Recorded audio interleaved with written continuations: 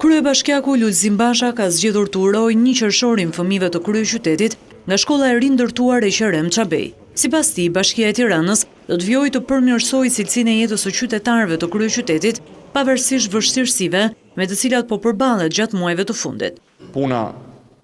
për ta bërë Tiranën një qytet modern dhe europian, ku jetohet më mirë, mësohet më mirë, ka shanse më të mira për punësim dhe shijohet më mirë jeta, vazhdon, pavarësisht për vështirësive, dhe unë jam i vendosur